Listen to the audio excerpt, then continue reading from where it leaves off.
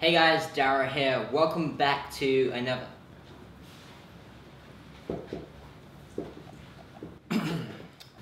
All right. Hey guys, welcome back to another episode of the Lions Yell Show. I'm Matt Diggity. Today I'm interviewing Daryl Rosser, and we're going to be talking about how he got into SEO, what's going on with his business these days, basically how he lives his life. Ready? All right, Daryl, thanks for joining us today. Thank you for having me, man. I've been watching the show for a while. I'm a big fan. For those people that are watching that have never met you before or heard about you before, can you just give us a brief introduction and tell us what it is that you do? Sure. So I guess most people know me as like the Lionsville guy. So I have the community there, the Facebook group, and everything where I basically help SEOs build up an SEO agency and teach them the basic of SEO today in 2017. And then also I have my own SEO agency. I actually kind of neglected a lot recently, but I'm more into like PPL these days, so generating leads for local clients, mostly in the UK. Got it. All right. So you're a pretty young dude. How old are you? 24. 24, but you're no stranger to internet marketing. How long have you been doing internet marketing before? I'd say around 8 years. Okay. Yeah. And 7, 8 years. okay, that's quite a long time. You were doing since you were 16. What did that look like when you were 16? Not good.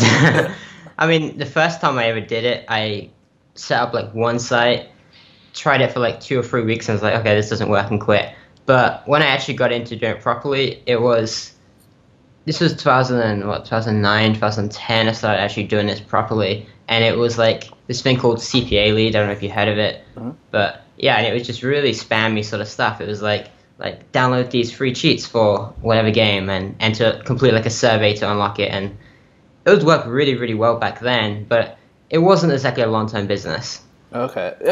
You've told me in confidence about this a little bit before, and Yeah. maybe I can get you to open up a little bit about on the show. So, tell me about it. Like, I think you made quite a bit of money from it, right?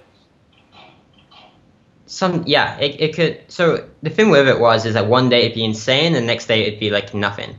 Because it just wasn't long term. Like we're doing like Facebook spam and stuff. It was like jacking. So they click to play a video. They think they're playing the video, but actually what happens is it automatically likes it. So all their friends see on Facebook and stuff like that. So that go crazy viral. We'd have a few million visitors in like a few weeks, and then it just dropped to zero the next day because Facebook shut it down.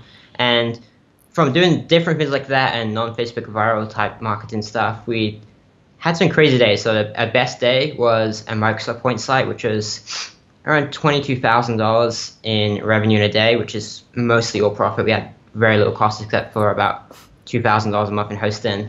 Wow. And then, yeah, we had multiple 5-figure days. And then also we'd have days where it was like $100 or maybe $200, $300 on like low days because nothing really happened. But it was pretty insane. We made hundreds of thousands. 2010 was like the big year for it.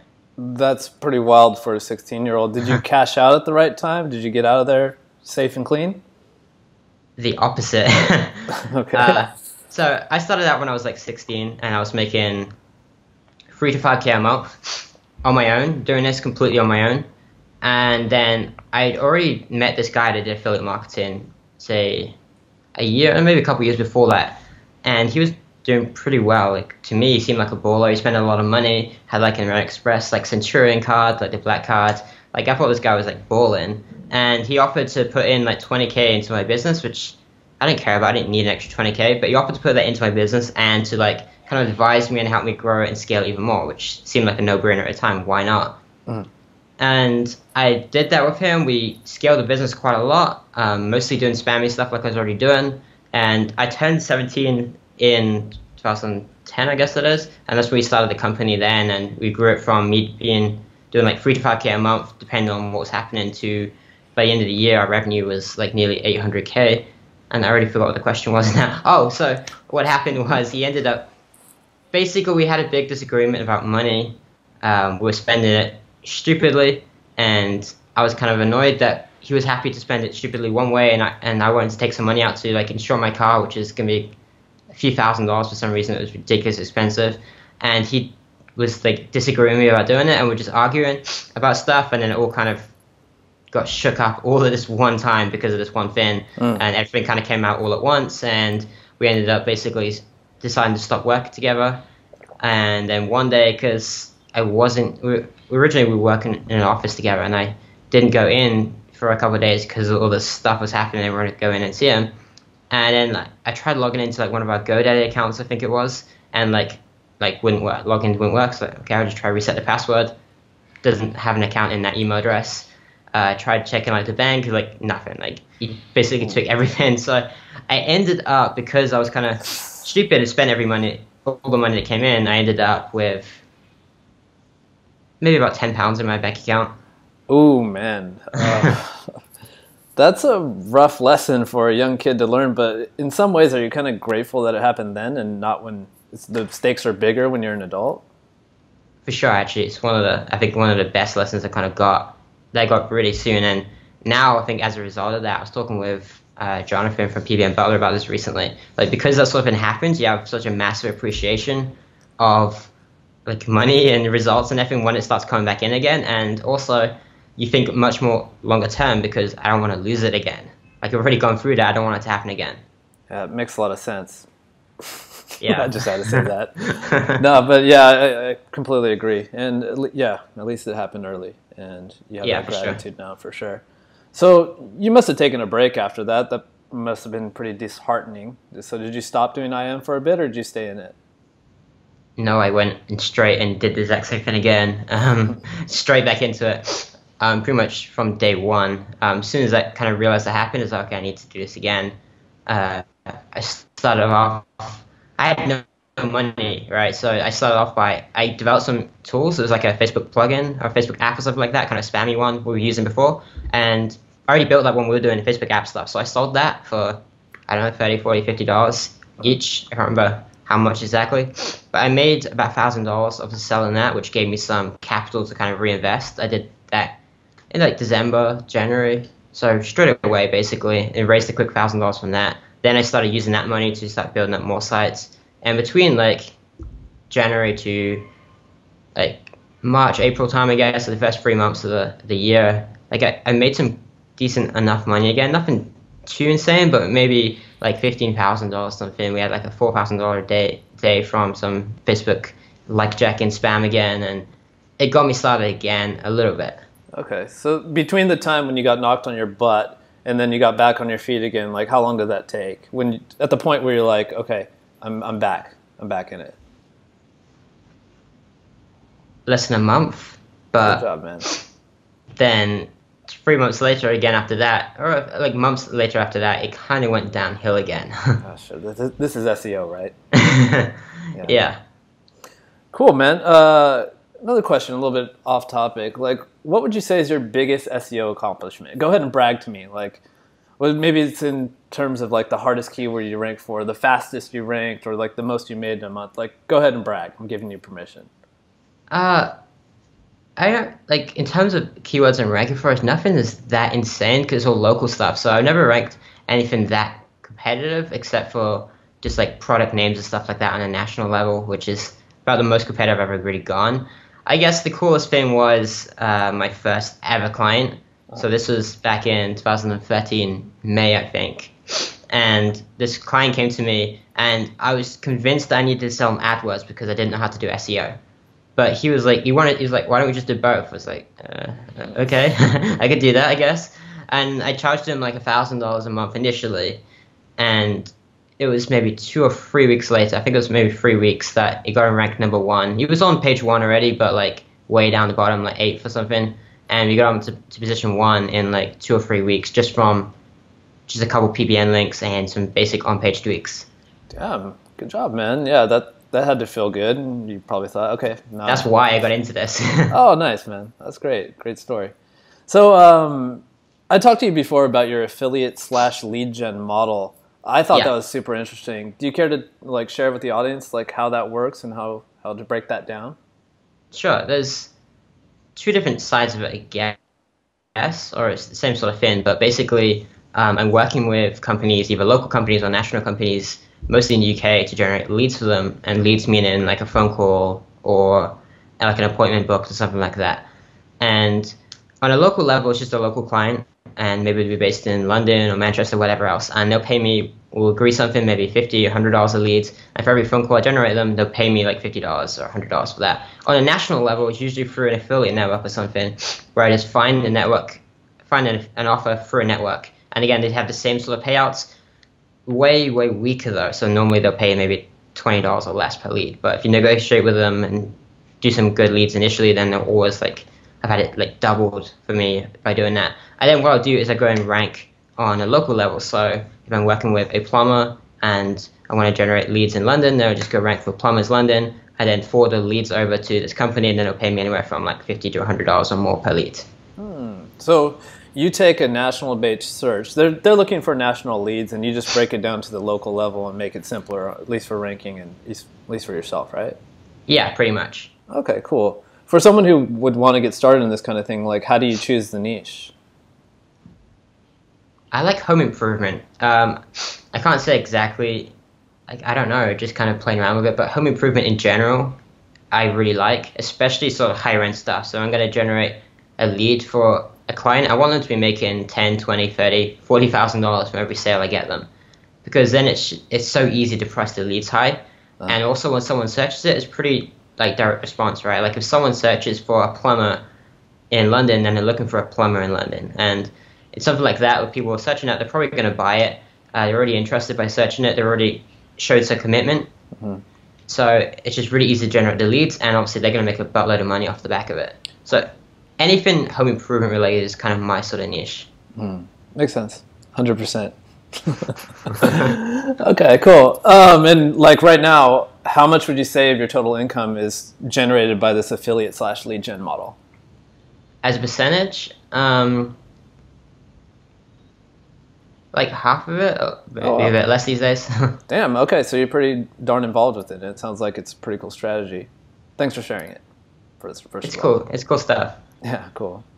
All right, so anyone that's on your mailing list or follows you on Facebook probably knows that you're doing a lot of hiring right now, a lot of apprentices. Yeah. What are you up to right now, Daryl? What's going on with you? It was just kind of a realization, I guess, that I can't do everything myself. Like it's an obvious realization, but it's just kind of like trying to do everything for a long time, and it's just, even with VAs aren't the same, it doesn't even compare. So just like I need to scale up, and it's the fastest way to do it. And what we're scaling is LionZeal mostly. So I just hired CJ, and we're working on build like a new agency together. But it's just hiring for different roles of like LionZeal and adding all these different services and products and everything. It just kind of, it's just about scale, right? It's just I can't do everything myself. Sure, yeah. So tell me a little bit more about the agency. Like, what's your goal with it? Are you serving a specific niche? Like, what's happening with the agency? Not really that. I know it's completely counterintuitive to what I normally teach. So we're picking niches. We're picking a certain niche for our ad campaigns and for our outreach and stuff. But then also we just take, like, if people contact us, we'll take on pretty much any niche. We don't really care. We're not that picky. But in terms of what we're doing in terms of outreach, we're picking a niche. But yeah, the idea with that is just to scale up. Like, it's something I know extremely well. So you can make that like multiple 5 figures pretty easily, I'm sure. And then what it also does, it gives us like pretty awesome data to share with like the LionZeal people. So we can do some test campaigns, we can send some emails out, we can do some Facebook ads and stuff like that. And later on, when we got some more data from this, we can just show like, hey, here's the ads that didn't work, here's the one that did work, here's the funnel we did for that. And it actually gives us all these data that we can share for everyone else to see. Yeah, it sounds great. And this isn't your first, I don't know, what's the expression? First ride on this pony? I'm really bad with this kind of thing. But you've done this before. You made agencies before. In your experience, what are like the biggest typical challenges with setting up an agency, and how are you going to overcome them this time around? Well, setting up is getting the first client, I guess. Is that most people, they spend a month, 2 months setting up this great website, coming up with a cool brand name, designing a logo, doing everything they think is useful and helpful to getting that proper image set up. And then they don't go out there and email anyone or make any calls or ask anyone to work with them or anything like that. Sure, you got to put yourself out there. It's a vulnerable thing. Yeah. And so yeah, go ahead. Sorry. So like the way we get around that is just by actually doing it. Like we set up a one-page site. We don't care. That's not a big deal. And we're already sending, I think CJ's doing 10 video audits a day. So sending a 10-minute video to businesses. 10 of them a day, like basically helping them out a little bit and offering to get on a call if they need some more help. Dang. And then reaching out to people in my circle and everything. So Sweet, man. Sounds like a lot of fun. Keep us updated on how that comes along, and I'm sure that's your game plan. It's like a case study, right? yeah, exactly. Cool. Let's talk a little bit about, you've, over these years that at least I've known you, you've kind of established yourself as an SEO educator.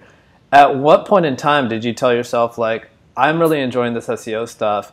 When did you decide, like, I want to give back? I want to start training other people and sharing this with other people? When did that turn over in your head? So I started LionZeal.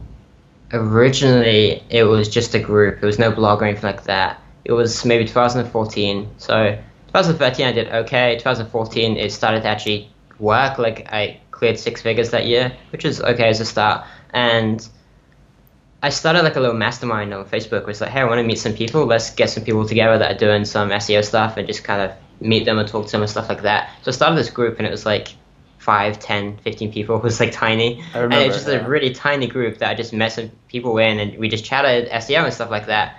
And eventually I came up with this idea that I was going to launch. This is the horrible honest truth about why I launched a blog. I had this idea that I was going to launch like an SEO hosting company. So kind of like Easy Blog Networks, kind of like BlogBuy Hosting, that sort of idea. Uh-huh. Same sort of time as EBN launch actually.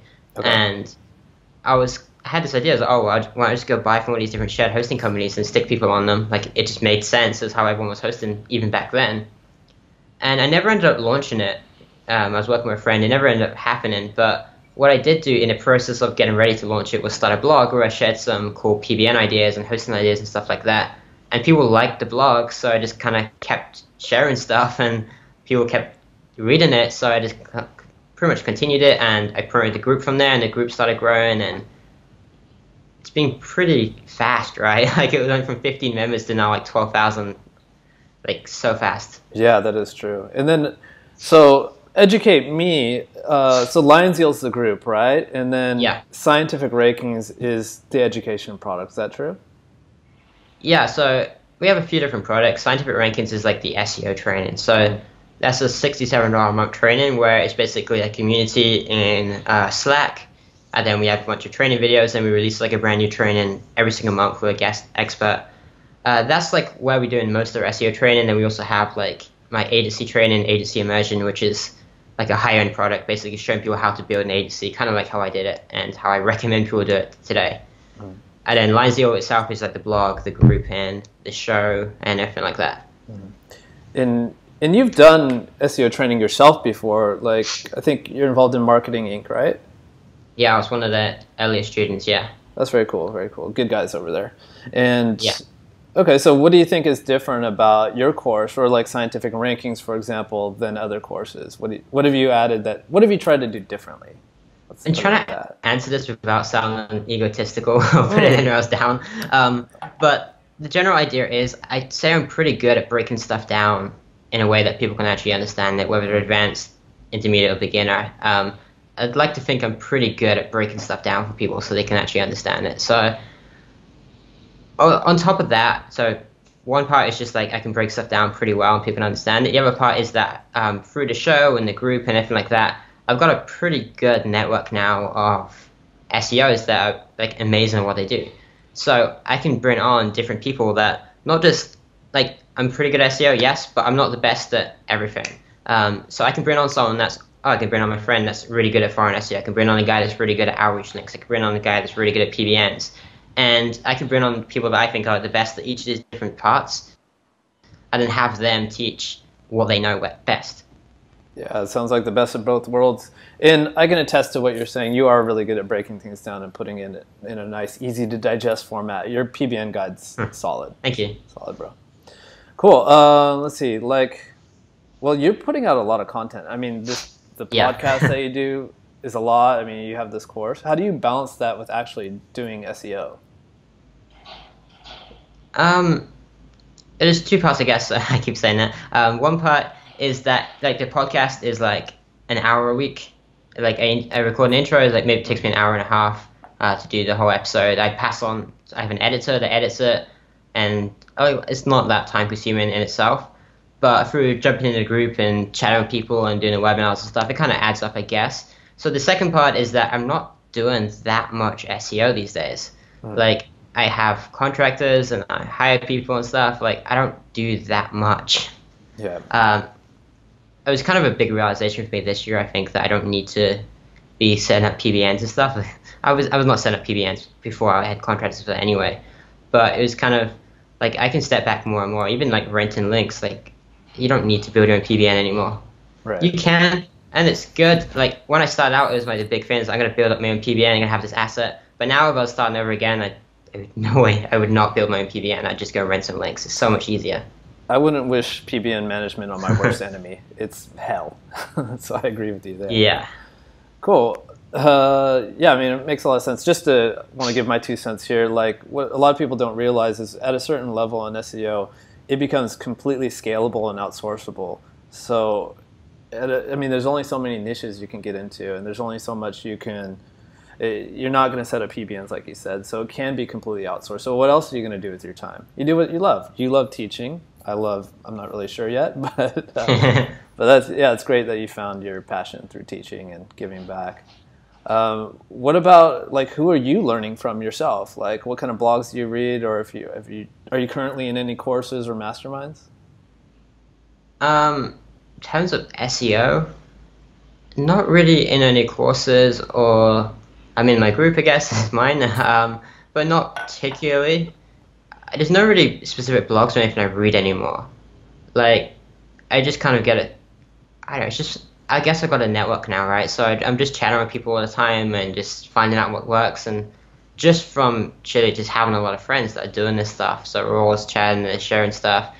And that's kind of how I figured it out in terms of SEO. In terms of buying training and stuff, I'm like, for what I'm doing with like growing LionZeal and building up the team and stuff, I'm constantly buying training courses. If I want to do something better, I'll just go and buy a course on it. Like, I didn't buy a course on how to do interviews, but as an example, if I just start over again, like, why not? Like, just go buy a course on that and find someone that's really good at that and buy training on that.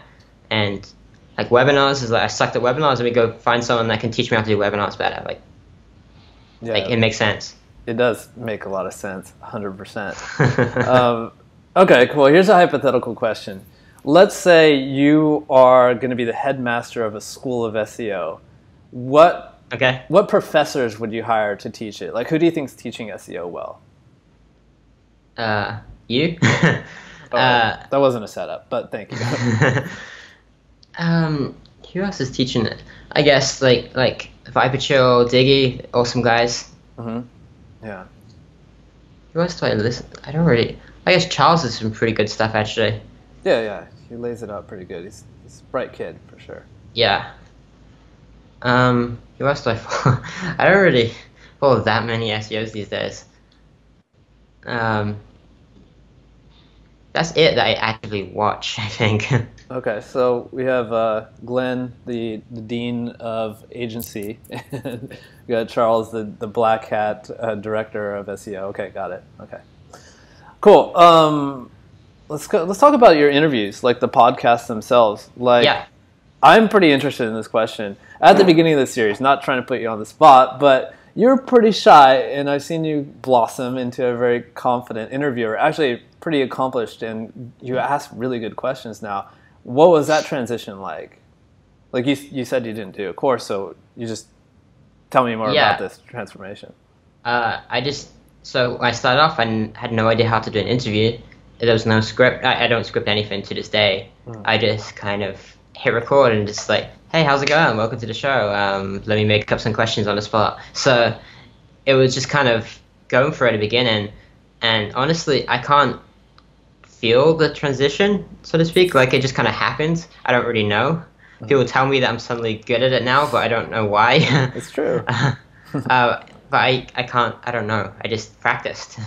I don't know. I didn't really deliberately change anything, to be honest. I guess got more confident at it. Powered through it, and it just came. Yeah. Okay, got it. And how many interviews have you done so far? 48. Sheesh. Okay. And here's a question for you.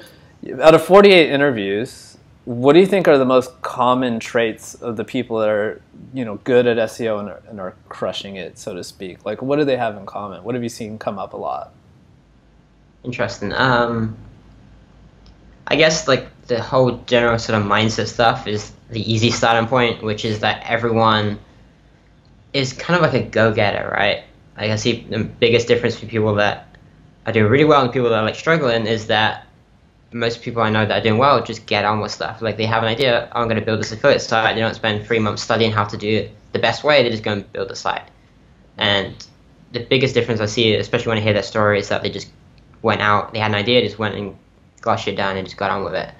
Sure.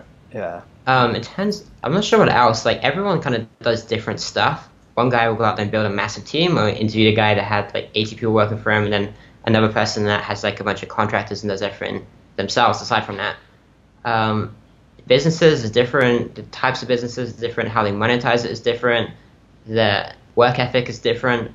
But I guess pretty much everyone has like that sort of good mindset, and most of them are pretty committed to work hard, at least initially. Even if they want to take it easy now, they still work their ass off initially. Yeah, so get up off your ass, get rid of analysis paralysis as soon as possible, and just start chugging in. Okay, I mean, you can't disagree with that working, for sure. Yeah, for sure. When you think of a successful SEO, if you like put your mind to it, someone said, Daryl, who do you think is a successful SEO? Who comes to mind for you? Like, who do you think has it figured out pretty well? You like setting me up to like. I think you guys are doing well, like your team, Jay and everything, that you guys are clued in for sure. I'd say, so there's different types, right, in our space. Like, I wouldn't call myself one of the best SEOs. Then there's other guys as well that I wouldn't call the best SEOs, maybe like Jonathan at PBN Butler and guys like that.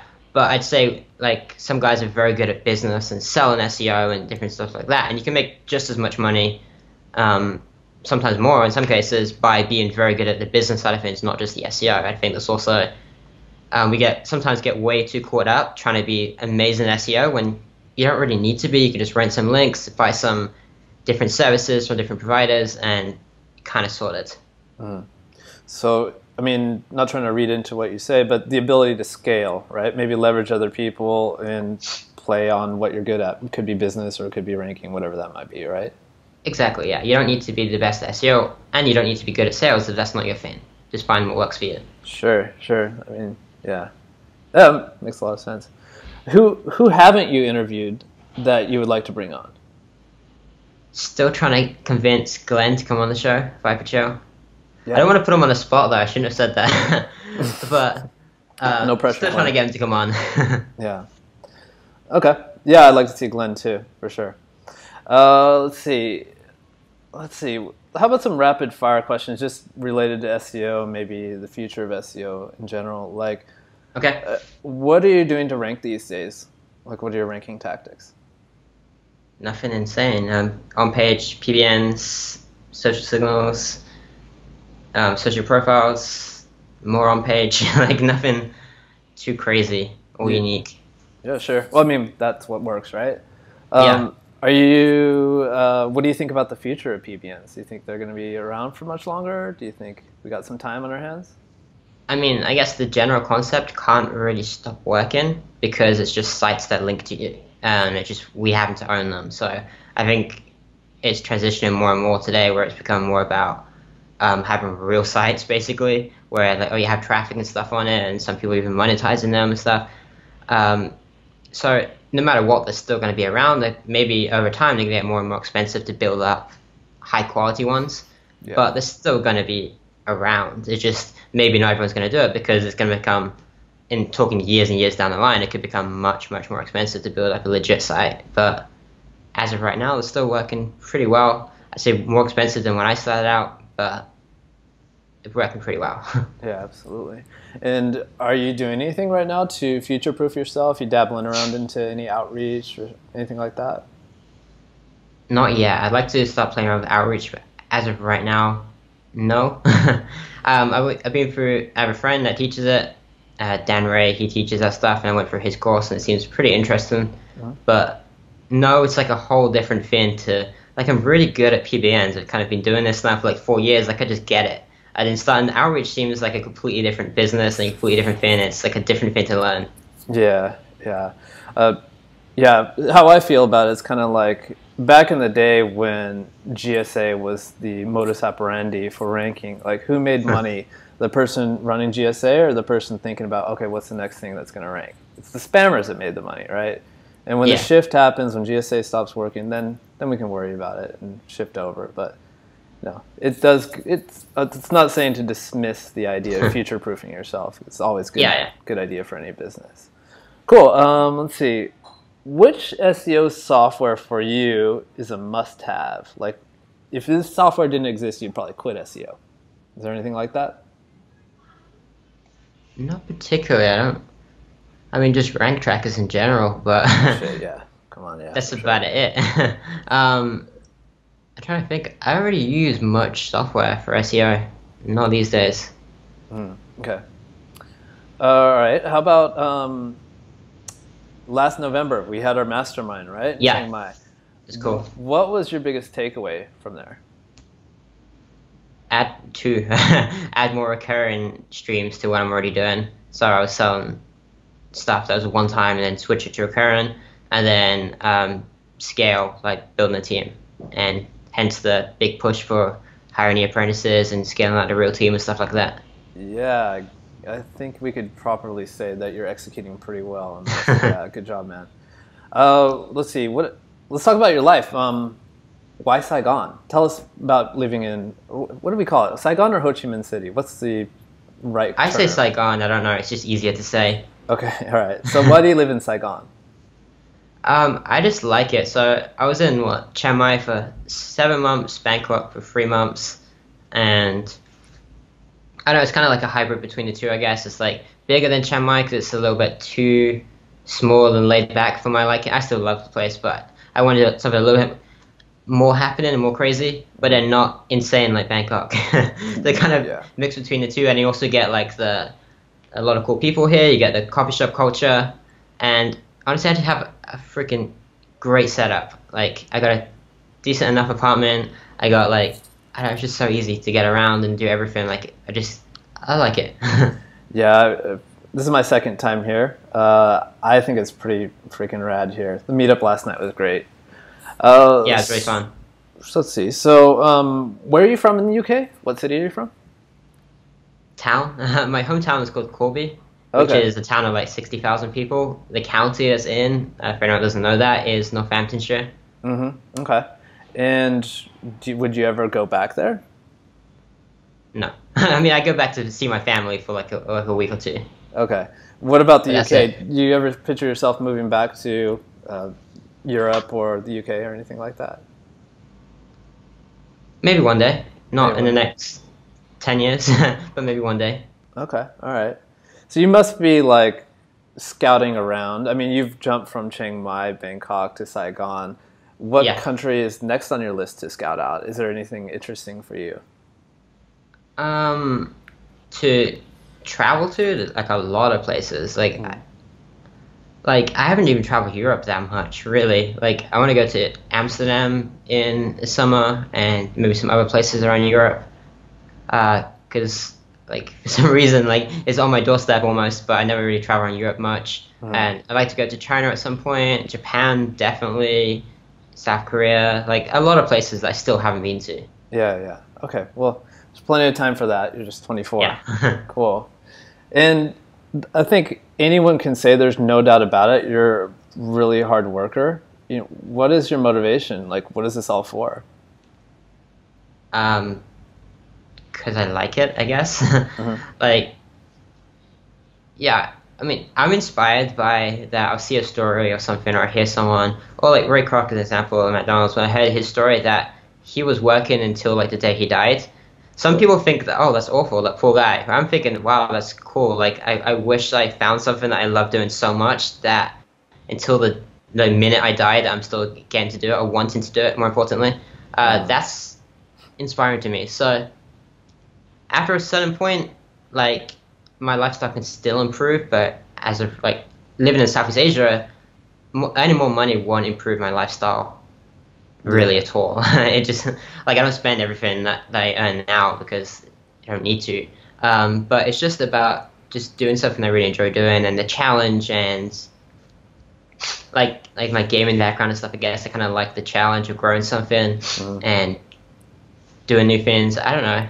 And also, I guess, because I lost everything before, I'm terrified of that ever happening again. So I want to have so much like money and freedom, I guess, available to me that can never happen. Even if everything somehow died tomorrow, which I highly doubt is going to happen, in terms of their business and everything, I want to be so secure and everything set up that can never ever happen to me.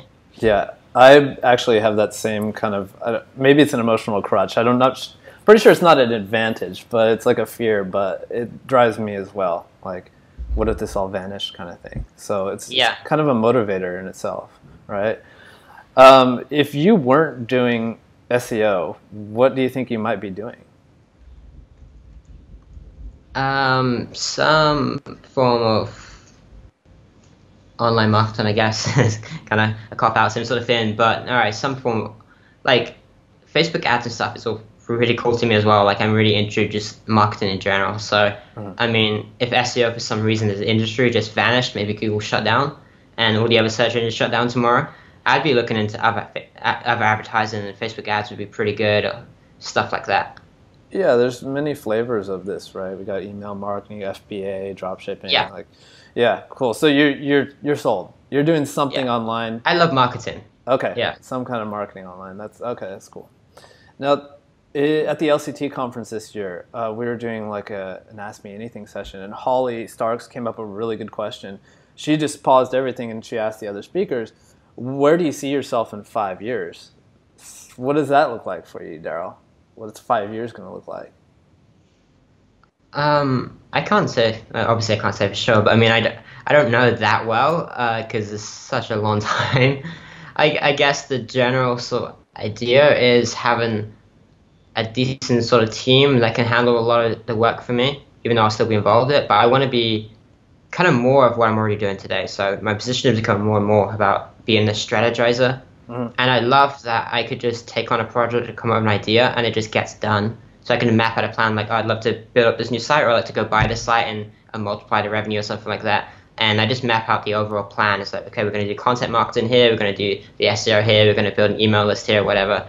And I have like a team of people that are fully capable of doing all the different parts of it. And I can just kind of plan it all out and then it gets done. You sure you don't want to go back to building PBNs? Is that not in your future? Just kidding. Yeah, it sounds good. I mean, and at a certain point when you reach that experience level, that's the most valuable place to put your time. Is that not right? Yeah, exactly. Yeah. Yeah, it's kind of a waste of time sometimes to, like, I've been kind of cutting a lot more out this year. So, like, I'd record a ScreenFlow video for, like 10 minutes, like screen recording. And then for some reason I'd feel the need to go and edit it, which would only take me maybe 5-10 minutes. But it's just, why would I spend 5-10 minutes if I can go pay, I have an editor now in the Philippines, so I pay maybe $10 to do that for me. Yeah. Yeah, it's you control freak a little bit? I am. Yeah. Okay. Cool. All right. How about some like Tim Ferriss style interview questions? Like what is something you think or you believe in that everyone else thinks is weird or crazy? Honestly, it's got to be my work ethic. I guess that's the weirdest thing, is that people ask me, like, what do you do for fun? It's like, I work. Like, I don't do that much. I work most of the day, and then now I just got the PS4, so I just play a little bit of PS4 sometimes, but not too much. Maybe like an hour most of the day. And I don't do that much. And when I'm not working, I would just hang out with a girlfriend or friends or something like that. But I'm not big partying or anything. I can be sometimes, but only for like a day or two every year. But that's about it. I don't do that much. I just like to work a lot. And people are always kind of surprised. It's like, but don't you like to hang out, or I don't know, go drinking, like go partying? It's like, no, I just like to work. Like, it's just what I do. It's a true story, guys. I saw this guy last night. We were at a bar and he was drinking water all night. Seriously, this is no lie. Cool. What are some of your favorite books related to business? It depends what stage you're at. So the E-Myth was really, really great for at a certain time when I think it was when I was just starting off with my SEO stuff. I had a few $1,000s a month coming in, and it was like, okay, this is perfect because it got me thinking about hiring VAs and stuff like that, which was the first move. I really should have hired real team members, but it took me a few years to realize that. But that was a good book. The 4-Hour Workweek was actually really good. I reread that maybe last year or the year before, and it got me thinking again. Like I have like an assistant or executive assistant, I don't know what you call her, but she's in the Philippines, but she's like a boss and she helps me plan out everything. Like I just got back from Penang yesterday in Malaysia, and I just messaged her like, hey, can you help me find a hotel, flights, and things to do in Penang? And she found me the hotel. I booked the one she recommended. It was good. Found me some stuff to do. Didn't really do any of it, but at least it was there. And found me the flights, which is the only direct flight that was there. You're truly doing that 4-hour workweek section on like, was it A for automation or something like that? Yeah. Nice, man. Yeah, I don't remember. Oh, cool. How about favorite books related to life? It's always hard to remember books on the spot. Yeah. Sorry. I like some kind of weird books sometimes, I guess. I don't know if it's favorite, but I quite like Eckhart Tolle's books. Like that guy's books are kind of weird, but also good. So as you get past the weirdness, it's actually good content and kind of be more. It's so funny. You call it the power of now. It's the lingo, man. Hilarious. But it's actually good, stuff. Okay. In the books. The Power Now and A New Earth is this other one. I like that one a little bit more, I think. But they're both good and just kind of, I guess the spiritual stuff like that, or being more conscious of what we're thinking about and doing and stuff, is actually useful on a day-to-day level, especially when you're trying to run a business and all the stress that goes with that. Sometimes. Sure. Just having some, it's a pretty hard. We're going pretty hard into the business side, so it takes something really strong spiritually to kind of balance that out. I agree 100%. I think so too. Power Now is a solid book. I definitely recommend it too. What kind of nerd are you? Are you like a fantasy nerd? Do you like sci-fi? Do you not like that kind of stuff at all? I'm not as nerdy as people would think in some of that respects. So, disappointing. Like, yeah, not that much. Like, I've never watched Star Trek before. I watched all the Star Wars movies, of course. They're awesome. Thank God. But yeah, like comic books. I don't know anything about comic books. My girlfriend sometimes talks about comic books, and I'm like, I don't know what that is. I don't know who the character is. I watched One Punch. If you know that. Yeah. My girlfriend was showing me the TV shows. Oh, this is actually kind of cool. After like one episode, originally I thought it was kind of weird and shitty, but I saw like an episode. I was like, oh, it's actually kind of cool. I watched like the whole, like, every single episode ever made of that. But I'm not that nerdy and that stuff. But okay, I'm kind of a nerd still. Fair enough. I mean, I literally saw you have Overwatch and Marvel vs. Capcom, so there's some nerd in you. Yeah, for sure. Okay. What are your morning rituals? Like when you wake up in the morning, do anything special? No. I should, but I've also realized that I don't need to. So I was trying to be really fancy and tried all these rituals out, and it kind of works, but not really.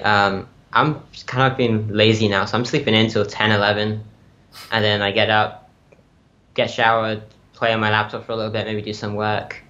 I usually have Facebook and stuff like blocked. I have timeline hidden anyway all the time, and I usually have that blocked anyway, so I don't access it up until after like 12, so I don't wake up and start slacking off on Facebook. And we're trying to cut down my social media usage and stuff. Like on Instagram, I unfollowed every single person on Instagram, so I don't have a feed anymore, so it can't distract me and stuff like that. I'm just trying to cut down on that stuff because I like to slack off, but I like to do it on something that I actually enjoy more.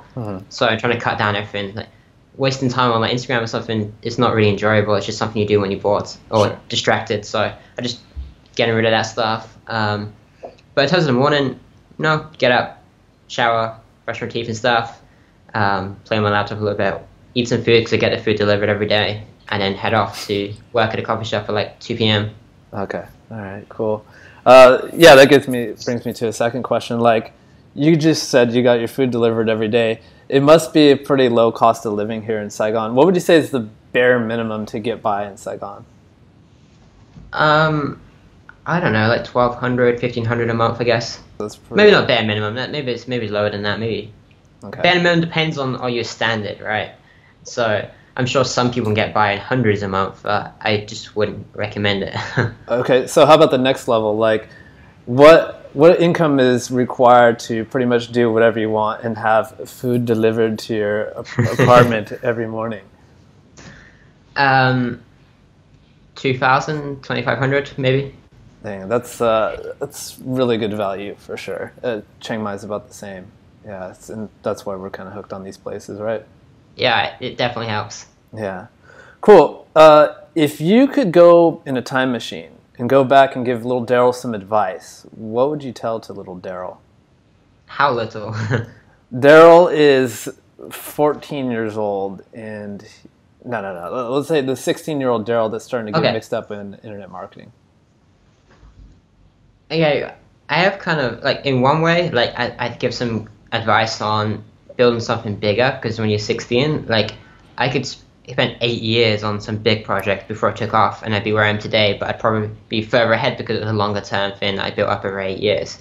So on one level, I'd want to say, like, hey, like, think longer term. Stop trying to build something that's going to make you 100K next month, because even if you make 100K next month, it's not that long term. I want something that's going to be worth tens of millions, hundreds of millions, whatever. To build something bigger.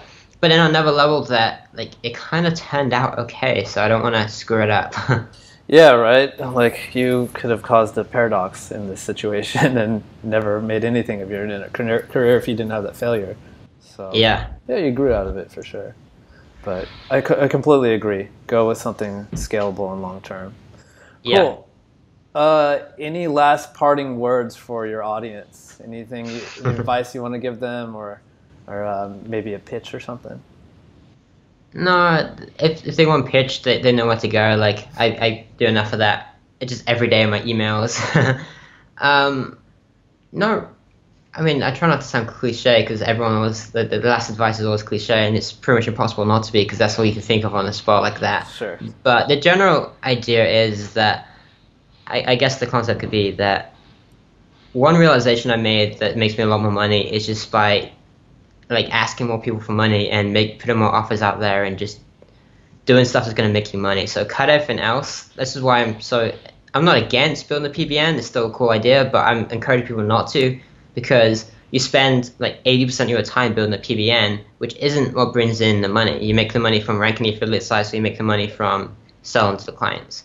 Don't spend 80% of your time building a tool which you can use to grow your business. Just spend 80% of your time on the thing that actually make you money. And that could be picking up the phone and calling people. It could be planning out new affiliate sites and paying writers and stuff like that, and strategizing the keywords and stuff, whatever it is. But pick the thing, find out whatever it is that's going to make you money, and focus as much as you possibly can on just that.